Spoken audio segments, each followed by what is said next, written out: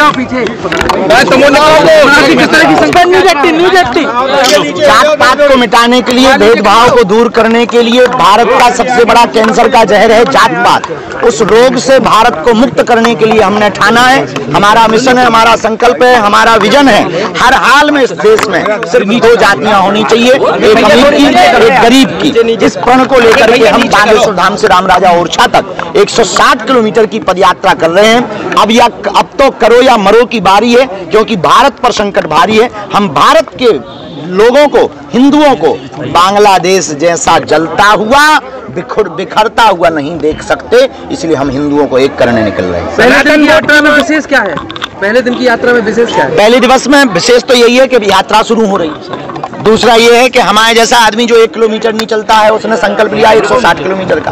तीसरा सबसे बड़ा विशेष ये है, परम पूज्य जगत गुरु श्री हमारे गुरुदेव भगवान पद्म विभूषण रामानंदाचार्य पूज्य श्री रामभद्राचार्य जी गुरुदेव भगवान उस पद यात्रा में भगवान ध्वज दिखाने के लिए प्रथम दिन आ रहे हैं। आपने कहा मुस्लिम ईसाई भी यात्रा में शामिल हो सकते हैं। अगर उनको लगता है कि हम कार्य बहुत अच्छा कर रहे हो, इस देश की भागीदारी में उनको भूमिका निभानी चाहिए, तो देश तो उनका भी है। और इस देश में जितने भी इस्लाम, मुस्लिम और जितने भी ईसाई रहते हैं वो कन्वर्टेड हैं। उनके सब दादा परदादा जो है हिंदू ही थे, तो उनका ही कार्य हम कर रहे हैं, तो उनको आना चाहिए। आ जाए तो नोट, आओ तो वेलकम, ना आओ तो भीड़ कम।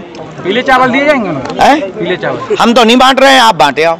क्योंकि जब युद्ध होता है, रणक्रांति होती है, तो उसके लिए धर्म युद्ध के लिए बुलाया नहीं जाता। जिसका जमीर जिंदा होता है वो आता है। पुष्प वर्षा को लेकर आपने बात की, कही है किस तरह की अपील?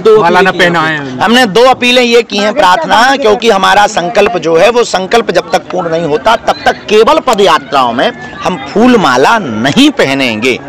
केवल पद यात्राओं में हम फूल माला, स्वागत, सम्मान स्वीकार नहीं करेंगे, क्योंकि हम स्वागत पाने उस यात्रा को शोभा यात्रा बनाने नहीं जा रहे। हम पद यात्रा विचारों की क्रांति जगाने के लिए लेकर जा रहे। फूल माला में फंस जाएंगे फिर विचार कौन देगा?